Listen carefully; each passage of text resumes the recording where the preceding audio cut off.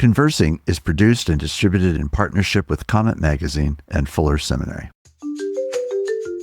I'm Mark Labberton. Welcome to Conversing.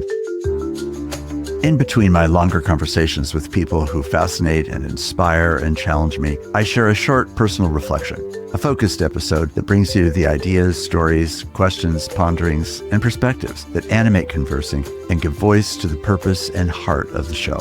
Thanks for listening with me.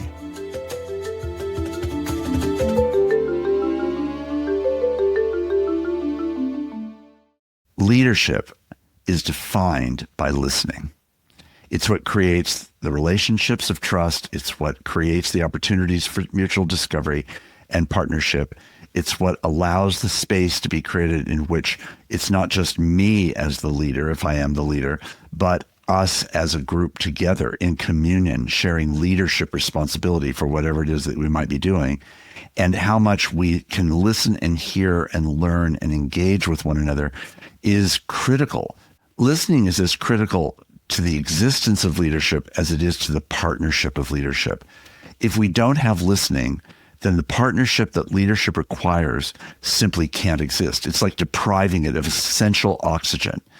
The oxygen of leadership is an oxygen of working with other people that you are leading.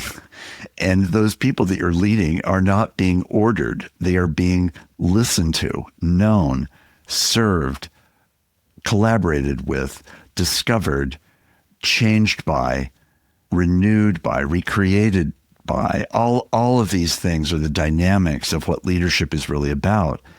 And if listening is not present as an active ingredient, not just from the primary leader, but from the, let's say, the leadership team, that we are committed to communication, excellent communication with one another is a quality that will in every way define the outcome of what that group is capable of doing. Absent listening, it will not be probably capable of even doing very much, and it will certainly not be able to do it very well. When people say that leaders are tone deaf, what they're often referring to is simply not being in touch with what's really being said, thought, and felt by the people that they're trying to lead. If you don't want to be tone deaf, enter the room listening and not speaking. Often leaders are thought to be the people that speak and lead by their speaking. That is an important part. It has its role, but only for setting the stage for what actually unfolds as a mutuality of learning and listening together. And it's in that context that trust is built, that knowledge of one another is built, that nuance of empathy is created. We're understanding people not just in our roles, but beyond the roles. Leadership really begins and ends in listening. And if we fail to understand that, our ability to be able to move things forward is very unlikely. Certainly leaders are often known for what they've said publicly or privately. But in actual fact, the experience of leadership and the effectiveness of leadership is determined by the mutuality of listening and learning that goes on between the primary leader and the team that they're working with at any given time.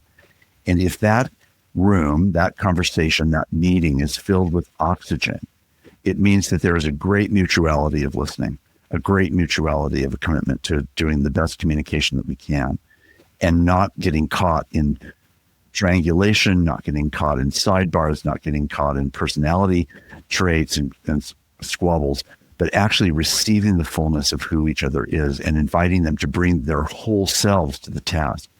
I've been, and probably many of you have been, in contexts where you've been invited really to just bring a part of yourself into a meeting. That's fine. You can do that. But it's not going to be effective communication. And it's not going to be the effective outcome that if you invite people to bring their whole selves to that might actually produce. So let's not get distracted. Let's not listen to one another first critically and negatively. Let's listen to one another with hope, with earnestness, with a genuine desire to receive their perspective and letting that actually inform how we lead this usually unexpected group of people that are drawn together for a particular purpose or a particular task. That is very exciting to be part of leading in a context where there's mutual learning and listening. When I run into people who are having difficulties with their senior leader, it's almost always around the leader's failure to listen. at one level or another, they are not hearing the people that they're leading. I've been guilty of that. I've been called on that by people that I've served with. That has been so helpful, immeasurably helpful to me, to hear people help me learn to listen better in ways that I might think I'm doing, but only the listeners can tell me. Only their listening to me can tell me whether I'm actually communicating. And if I'm not, then I better wake up to that and make changes as swiftly and effectively as I can. A leader who doesn't listen is like a person deciding to jump off a cliff. They may have no intentionality, maybe even no awareness that they're doing it. But the longer they don't listen, the more they are isolated by themselves and at risk. Leadership that's vigorous and healthy and vital for the leader and for the leadership team is leadership that really invites the whole person of each of the people in the team to bring themselves in every aspect to this dynamic relationship, to be present as the person they are in their body, in their life, in their family, in their relationships with others, in their spiritual life, in their economic life, in their intellectual life, in their emotional life. You want the whole body present in each leader so that actually the listening that we do is just deeply enriched by an understanding of one another, so that while we may at any given moment be having a conversation about a particular topic, you can see and feel and allow the full depth of that complex person and this complex person and that complex person to actually come together in a shared communion of leadership and a shared communion of listening and a shared communion of decision making, which can then mean that the leader is no longer jumping off a cliff, but actually partnered with people who are together in being able to move the ball forward in whatever the enterprise might be. Conversing is produced and distributed in partnership with Comment Magazine and Fuller Seminary. Peter Labberton is our engineer and editor. Evan Rosa is our producer. For more information about Comment Magazine, visit comment.org, where you can subscribe, read the current magazine issue, and browse their archive. Fuller Seminary is an evangelical, multi-denominational graduate institution committed to providing indispensable formational education for diverse Christian leaders everywhere.